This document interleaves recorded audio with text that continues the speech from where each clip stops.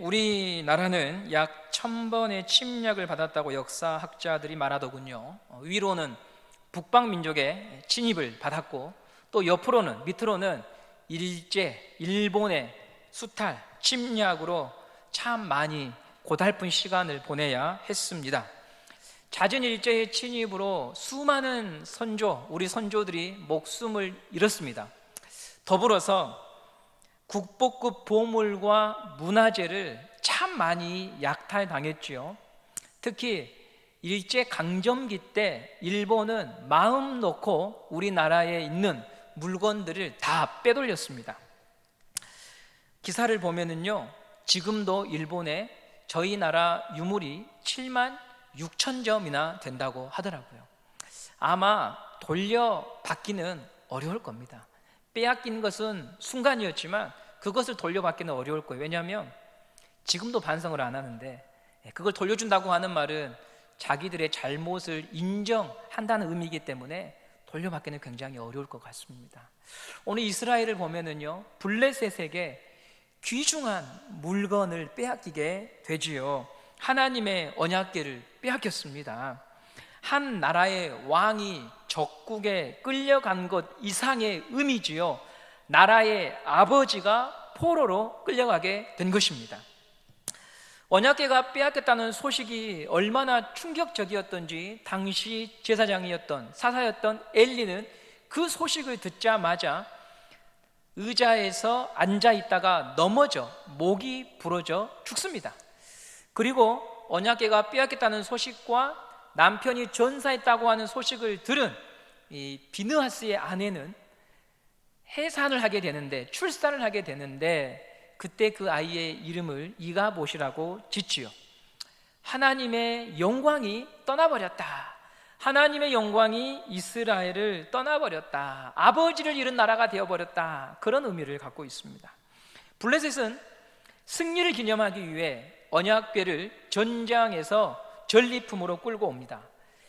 첫 번째로 언약궤가 도착한 지역이 어딘가 하면 아스돗이라고 하는 곳인데요, 전투가 벌어졌던 곳으로부터 약 50km 정도 떨어져 있습니다. 광주에서 영암까지 정도의 거리라고 할 수 있겠습니다.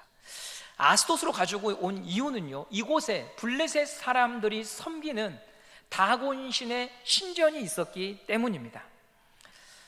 블레셋 사람들은 이 다곤 신전에 하나님의 언약궤를 안치해 놓고 자기의 신이, 다곤 신이 얼마나 우월한가를 전시하기 위해서, 전시 효과로 하나님의 언약궤를 가져간 것이죠.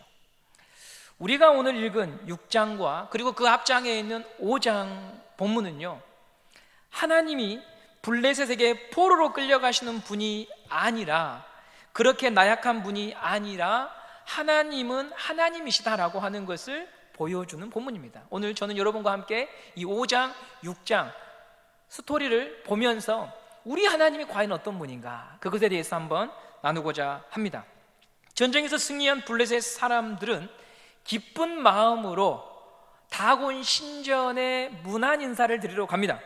5장 3절을 보겠습니다. 5장 3절 보시면, 아스돗 사람들이 이틀날 일찍이 일어나 본즉 다곤이 여호와의 궤 앞에서 엎드러져 그 얼굴이 땅에 닿았는지라 그들이 다곤을 일으켜 다시 그 자리에 세웠더니, 무슨 장면이 펼쳐져 있습니까? 다곤 신이 하나님의 언약궤를 향해서 그 앞에서 절하고 있습니다.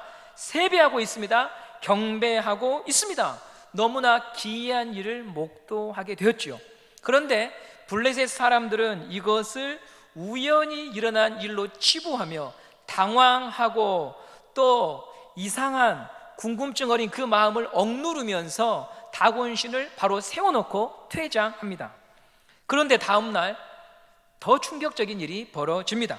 5장 4절 말씀을 함께 보시겠습니다. 사무엘상 5장 4절에 그 이틀날 아침에 그들이 일찍이 일어나 본즉 다곤이 여호와의 궤 앞에서 또다시 엎드러져 얼굴이 땅에 닿았고 그 머리와 두 손목은 끊어져서 문지방에 있고 다곤의 몸뚱이만 남았더라.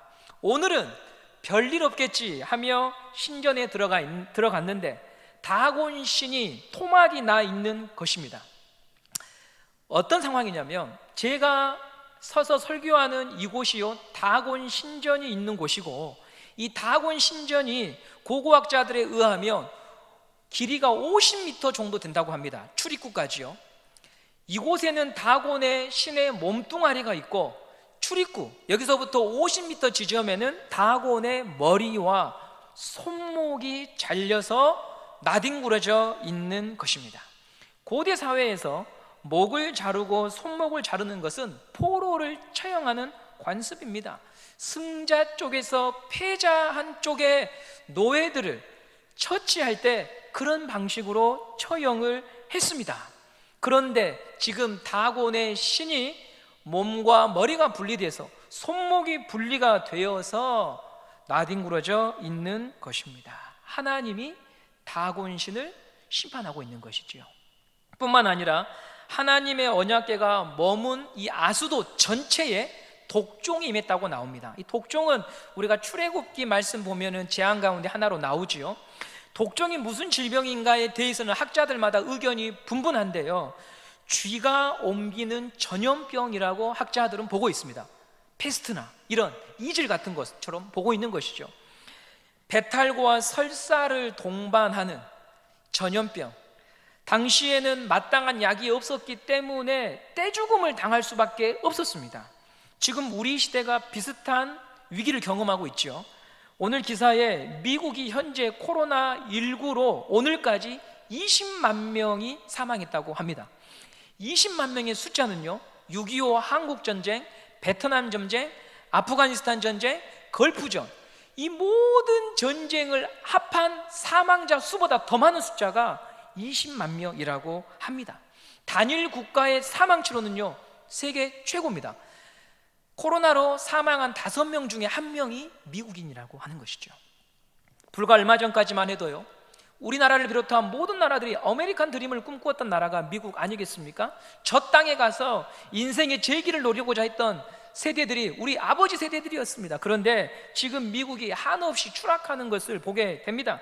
하루속히 미국 정부가 재선에 열을 올리지 말고 죽어가는 국민들에게, 신음하는 국민들에게 관심을 가질 수 있기를 저는 간절히 바랍니다. 언약궤가 위치한 아수돗은 이 독종으로, 전염병으로 큰 혼란에 빠집니다. 다곤 신전이 심판을 받은 것도 충격인데, 온 아수돗 사람들이 전염병으로 죽어가니 사람들이 정신이 없습니다. 그래서 하나님의 언약궤를 다른 곳으로 보내자라고 합니다. 5장 7절 말씀을 보겠습니다. 사무엘상 5장 7절에 이렇게 기록합니다. 아스돗 사람들이 이를 보고 이르되 이스라엘의 신의 궤를 우리와 함께 있지 못하게 할지라 그의 손이 우리와 우리의 신 다곤을 친다 하고라고 말하고 있습니다. 아스돗 사람들은 언약궤가 보통 물건이 아니라고 판단을 하지요. 자신들이 함부로 다룰 수 있는 것이 아니고 이스라엘의 신이 우리 신과 아스돗 사람들을 향해 분노와 심판하고 있다는 두려움을 갖게 됩니다. 그래서 이 언약궤가 가드로 옮겨지게 됩니다. 가드는 여러분 성경을 보시면 자주 언급되는 도시인데요, 바로 골리앗의 고향입니다. 거대한 신체를 가진 사람들이 이 가드에 많이 모여 살았습니다. 그래서 이 성경의 주석들을 보면 여러분, 아스돗 사람들이 가드로 보내는 것이 아니고 가드 사람들이 야, 그 언약궤 그럼 우리한테 가져와봐, 이렇게 말한 것으로 해석하는 학자들도 많이 있습니다. 즉 그게 뭐라고 우리 땅으로 가져와봐 라고 그들이 호기롭게 자신만만하게 언약궤를 받은 것입니다. 그런데 가드에도 재앙이 임하자 가드 사람들은 에그론으로 이 언약궤를 또다시 보내게 됩니다. 에그론도 역시나 초토화가 되지요. 가는 도시마다 재앙이 임하자 블레셋은 비상대책위원회를 소집합니다. 이 언약궤를 다시 돌려보내야 우리가 살 수 있다, 이것이 그들이 합의한 결론이었습니다. 오늘 우리가 읽은 본문이 이 하나님의 언약궤가 다시 이스라엘 지역으로 돌아오고 있는 장면입니다. 언약궤는 7달 동안 블레셋 지역에 머물러 있었는데요, 6장 1절 말씀을 함께 보겠습니다. 사무엘상 6장 1절에 여호와의 궤가 블레셋 사람들의 지방에 있은지 7달이라 라고 말합니다. 7달 동안 블레셋 사람들은 초상집이었습니다. 이스라엘과 전쟁에서 승리했다는 기쁨에 잠시 도취되었는데 곧 7개월 동안 엄청난 심판과 재앙이 블레셋에 임하게 됩니다. 마치 애굽에, 이집트에 10가지 재앙이 임하여 온 전역에 곡소리가 났던 것처럼 하나님이 블레셋을 심판하십니다. 블레셋 사람들은 언약궤를 돌려보냅니다. 수레에 실어서 보냅니다. 그래서 돌아옵니다. 7개월 만에 언약궤가 이스라엘로 귀환하는데요, 문제는 이 7개월 동안 이스라엘은 영적인 각성이나 깨우침이 전혀 없다는 것입니다. 패전을 하고 언약궤를 빼앗겼으면 도대체 하나님이 왜 우리를 이렇게 심판하시는지, 우리에게 이런 환난이 임한 이유가 무엇인지 지도자들을 중심으로 하나님 앞에서 묻고 회개하고 하나님께 은혜를 구해야 되는데요, 달라진 것이 없었습니다. 무엇을 통해서 그것을 알 수 있는가 하면은요, 언약궤가 돌아왔다고 기뻐하기는 하는데 그 이후에 일어난 사건을 보면 알 수 있습니다. 사무엘상 6장 19절 말씀 보시겠습니다. 6장 19절입니다. 베세메스 사람들이 여호와의 궤를 들여다 본 까닭에 그들을 치사 5만 70명을 죽이신지라. 여호와께서 백성을 쳐서 크게 살려가셨으므로 백성이 슬피 울었더라. 언약궤가 어떤 물건인지 누구보다도 더 잘 알고 있는 이스라엘 백성들은 하나님의 언약궤를 함부로 대했습니다. 여호와의 궤를 들여다보았다라고 하는 19절의 말씀은요, 호기심의 대상으로 하나님을 대하는 태도를 말합니다. 이스라엘 백성들은 고통과 고난을 경험했음에도 불구하고 하나님에 대하여 바른 태도를 갖지 못한 채 영적인 소경으로 여전히 하나님을 대하고 있는 것이지요. 그리고 오늘 본문에 5만 70명이 죽었다고 할 때에 가로로 5만이라고 적어져 있는데요, 이것은 사본마다 어떤 책에는 70명, 어떤 책에는 5만 70명 적혀져 있다고 하는 것을 의미합니다. 학자들은 대체적으로 5만 70명은 아니라고 봅니다. 왜냐하면 그때 당시에 베세메스 인구가 5만 명을 넘을 수 없기 때문입니다. 자, 하나님은 블레셋도 심판하시고 이스라엘도 심판하셨습니다. 그럼 하나님은 오늘 이 5장 6장을 통하여서 우리에게 무엇을 말씀하고 싶으신 걸까요? 이것이 오늘 우리가 들어야 할 말씀이죠. 하나님은 도대체 이 사건을 통하여 우리에게 무엇을 말씀하고 싶으신 것일까요? 저는 오늘 본문을 잡히시지 않는 하나님이라는 주제로 말씀을 준비했습니다. 잡히시지 않는 하나님. 하나님은 블레셋에게 포로로 끌려가는 것 같았으나 오히려 블레셋의 신과 블레셋 사람들을 향하여 재앙을 내리시고 심판하셨습니다. 하나님을 붙잡았다고 생각했는데 오히려 하나님께 블레셋이 붙잡혀 버리지요. 하나님은 누구에게도 붙잡히지 않으시는 분입니다. 누구도 그분을 자기 마음대로 조종할 수 없습니다. 이스라엘은요, 지금 블레셋과 같은 수준에서 하나님을 바라보고 있습니다. 하나님을 자신의 만족과 목적을 위해서 필요할 때면 꺼내다 쓰고 조종하는 그런 분으로 여겼다는 것이죠. 자신들의 목적에 맞게 이리저리로 하나님을 옮겨가면서 사용했습니다. 사무엘상 4장 3절이 대표적인데요, 사무엘상 4장 3절에 하나님에 대한 이스라엘 백성들의 태도, 특별히 종교 지도자들조차도 하나님을 어떻게 여기는지 잘 기록되어 있습니다. 전쟁에서 첫 번째 패했을 때 종교 지도자들이, 장로들이 모여서 이런 결론을 내리죠. 백성이 진영으로 돌아오매 이스라엘 장로들이 이르되 여호와께서 어찌하여 우리에게 오늘 블레셋 사람들 앞에 패하게 하셨는고 여호와의 언약궤를 실로에서 우리에게로 가져다가 우리 중에 있게 하여 그곳으로 우리를 우리 원수들의 손에서 구원하게 하자. 우리에게로 가지고 와서 그곳으로 우리가 구원받자, 이렇게 이야기합니다.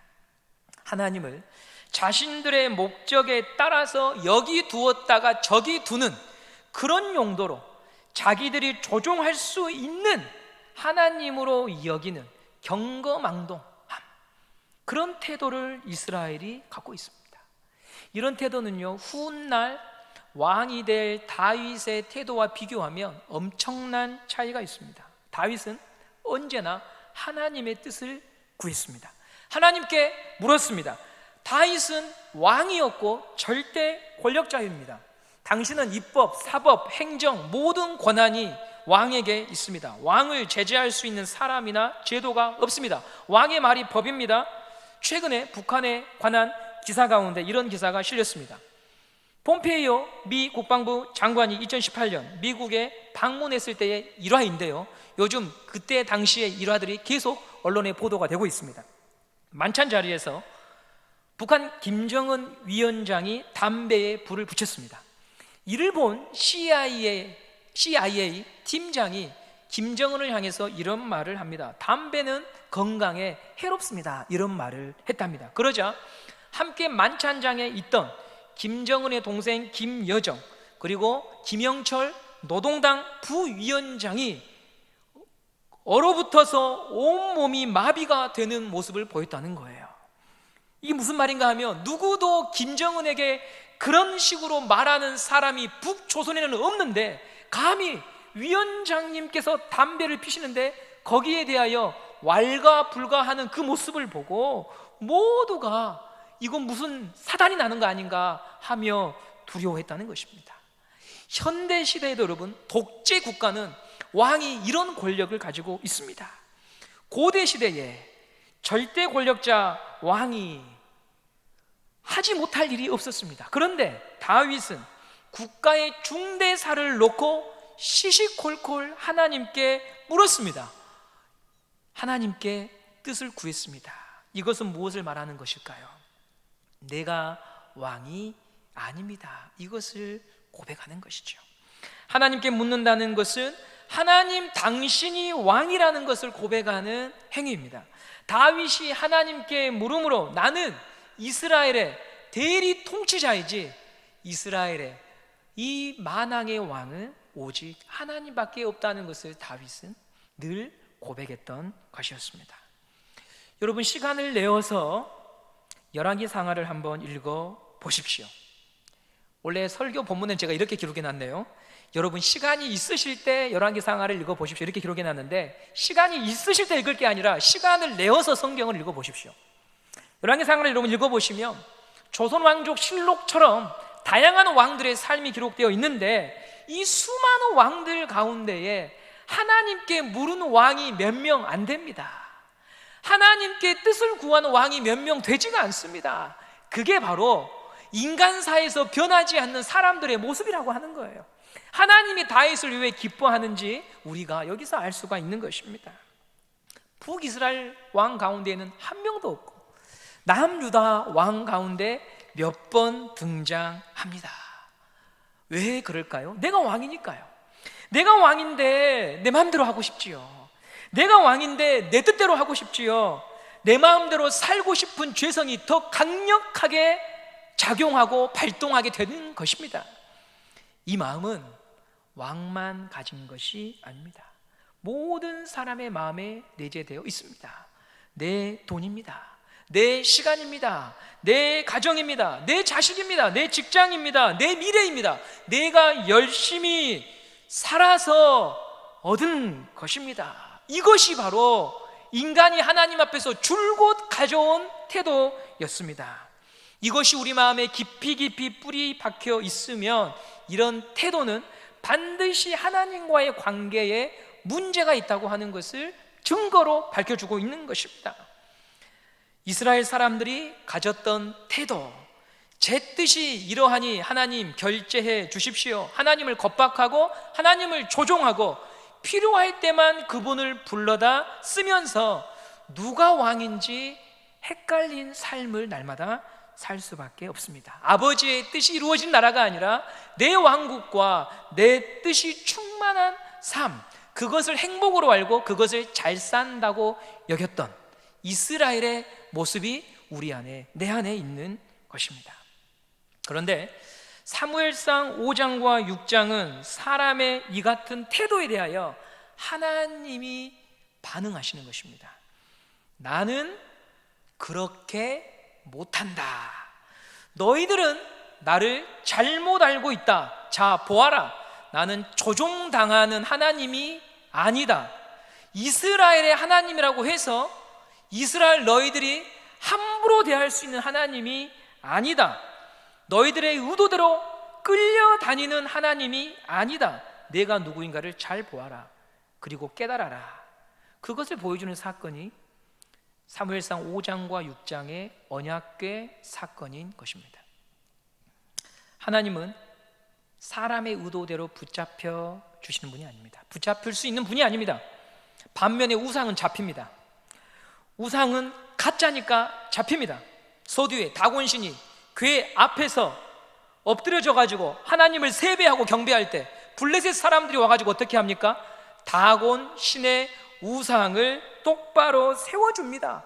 목이 잘리고 손목이 잘렸을 때 아마 다시 다곤 신을 본드로 붙이고 못을 박아서 다시 바로 세워 놓았을 것입니다. 이것이 우상의 처지입니다.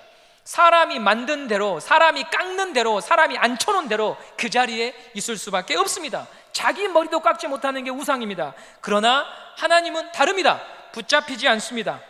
얽매이지 않습니다. 창조주이십니다. 왕이십니다. 자유롭습니다. 스스로 계신 분이십니다. 시작과 끝이 없습니다. 모든 만물로부터 찬양받고 영광과 존귀를 받으시는 분입니다. 그래서 하나님을 사람이 잡을 수 없습니다. 조종할 수 없습니다. 그것은 착각입니다. 사람은 하나님의 뜻에 자기 뜻을 복종시키고 사는 것이 본분이요 행복이고 지혜입니다. 그런데 여러분, 하나님이 붙잡혀 주실 때가 있습니다. 이게 오늘 제가 여러분과 나누고 싶은 이제 마지막 결론입니다. 베스메스 사람들이 언약궤를 함부로 대하여 70명, 어떤 사본에서는 5만 70명이 죽고 이런 고백을 합니다. 6장 20절 말씀을 보겠습니다. 사무엘상 6장 20절에 베스메스 사람들이 이르되 이 거룩하신 하나님 여호와 앞에 누가 능히 서리요 그를 우리에게서 누구에게로 올라가지게 할까 하고, 베스메스 사람들이 심판을 받고 깜짝 놀랍니다. 재앙을 통해서 내가 함부로 대할 수 있는 하나님이 아니라고 하는 것을 알게 됩니다. 그분은 거룩하신 분이다, 왕이시다, 사람이 가까이 할 수 없다, 사람이 붙잡을 수 있는 분이 아니다라고 고백합니다.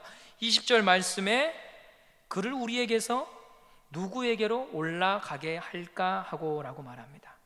얼마 전까지 언약궤를 자신들이 모시고 싶은 곳에서 끌고 다녔습니다. 하나님을 호기심의 대상으로 여겼습니다. 그런데 이제 그들이 생각을 바꿀 수밖에 없습니다. 누가 그분을 우리에게서 올라갈게 할까 하고 하나님에 대한 생각이 바뀝니다. 우리가 마음대로 옮길 수 있는 분이 아니구나, 우리가 마음대로 할 수 있는 분이 아니구나. 자, 하나님이 누구에게 붙잡혀 주시느냐? 자기 부인을 하는 백성들에게 하나님은 붙잡혀 주십니다.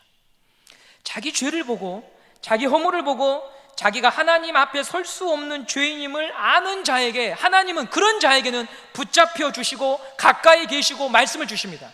이번 주 이사야서 말씀을 받았습니다. 소명이라는 주제로 말씀을 받았습니다. 이사야가 하나님 앞에 섰을 때 거룩하다, 거룩하다, 거룩하다 하며 자기가 얼마나 하나님 앞에 죄인인가, 추한 사람인가를 보았습니다. 그때 하나님이 그를 정결케 해주십니다. 깨끗게 해주십니다. 그의 편이 되어주십니다. 그와 함께 하십니다.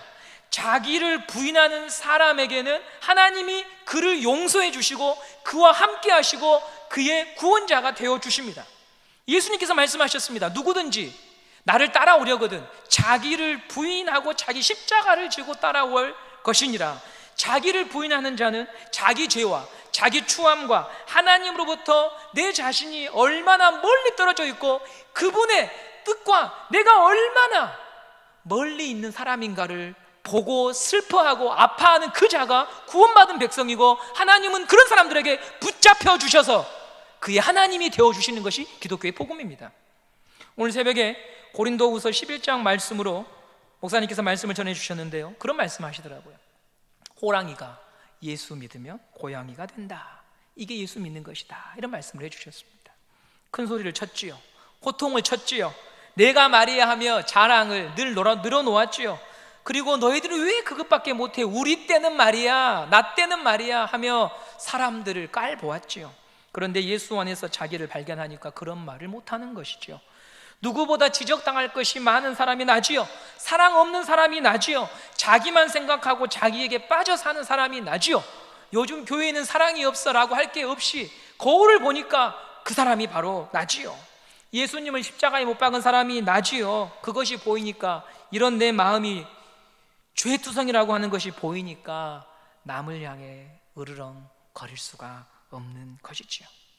그런데 여러분, 바로 그것이 진정으로 보이는 사람에게 하나님은 붙잡혀 주신다고 하는 거예요. 하나님을 더 알게 해주신다고 하는 거예요. 이게 복음이에요, 복음. 하나님께 가까이 갈 수 없는 사람임을 뼛속 깊이 깨닫고 슬퍼하는 자에게 하나님은 예수 그리스도를 집어넣어 주시고 십자가로 찾아오셔서 위로하시고 눈물을 닦아주시고, 너는 나의 백성이야, 내가 너와 함께 있을 거야 라고 말씀해 주시는 하나님이신 것입니다. 그래서 예수님이 애통하는 자에게는 복이 있나니 저가 위로를 받을 것이라 말씀하셨습니다. 그때의 애통은 여러분, 그냥 인생이 힘들어서 오는 눈물이 아니에요. 하나님의 거룩하심에 비춰볼 때 내가 너무 초라하고 추한 거예요. 그토록 많은 은혜를 부어주셨는데 그 은혜 홀라당 까먹고 또 내가 왕인 것처럼 살아가는 그런 내 자신을 보고 가슴을 치며 우는 자에게 하나님은 오셔서 사약을 받아라, 사형을 받아라 라고 말씀하신 것이 아니고, 아들아 울지 마라, 내가 내 아들을 통하여 너를 용서했노라, 너는 나의 자녀노라, 나의 백성이니라, 네가 나와 함께 낙원에 거할 것이다 라고 말씀하신다고 하는 것입니다. 여러분은 호랑이입니까? 고양이입니까? 사람 앞에서 호랑이로 살고 있다면 무엇 때문에 그렇게 자신감 넘치는 삶을 살고 있습니까? 한번 물어보십시오. 그렇게 큰 소리 칠 만한 사람이 정말 과연 맞는지. 만일 자기 의와 자기 자랑이 바탕이 되어 으르렁거리고 있는 삶을 살고 있다면 빨리 중단하십시오. 자기 의로 가득 찬 자의 심령에 하나님의 은혜가 머무는 법은 결코 없으니까요. 그는 하나님을 조종하려 들 것입니다. 내가 꺾이는 것이 아니라 하나님을 꺾으려고 할 것입니다. 그러면 블레셋과 이스라엘에 임했던 심판이, 그 5장과 6장의 사건이 여러분의 인생의 쳇바퀴처럼 늘 일어날 수밖에 없습니다. 결국 호랑이도 이빨이 빠지고 손톱이, 발톱이 빠집니다. 하나님 앞에 초라하게 설 수밖에 없습니다. 우리는 할 수만 있으면 주님, 제가 오늘 하루도 옛 본성을 따라 살아가지 않도록 저를 지켜달라고 기도해야 합니다. 내가 누구인가를 사람 앞에서가 아니라 하나님 앞에서 확인하는 자가 되게 해달라고 하나님 앞에 처절하게 구해야 합니다. 자기를 부인하고 예수 따라가게 해달라고 기도해야 합니다. 자기 죄를 날마다 참회하고 돌이키는 은혜를 달라고 기도해야 합니다. 하나님은 그런 자의 편이 되어 주십니다. 그런 자에게 붙잡혀 주십니다. 자기 부인하는 자를 긍휼히 여겨 주십니다. 오늘 예배를 통해 하나님과 나와의 관계를 물어보십시오. 누가 주인입니까? 누가 누구의 뜻을 쫓아가야 합니까? 나는 호랑이입니까? 예수 안에서 이빨과 손톱을 이제 내려놓고 주님을 왕으로 노래하는 고양이입니까? 예수 믿고 참된 제자가 되는 게 쉬운 것 같지만 옛 사람을 날마다 죽이지 않고는 되지 않는 일입니다. 으르렁거리는 그 울음을 이제 내려놓고 하나님 앞에 날마다 애통하는 울음으로 하나님의 위로를 경험하는 주의 백성들이 다 되시기를 간절히 소망합니다.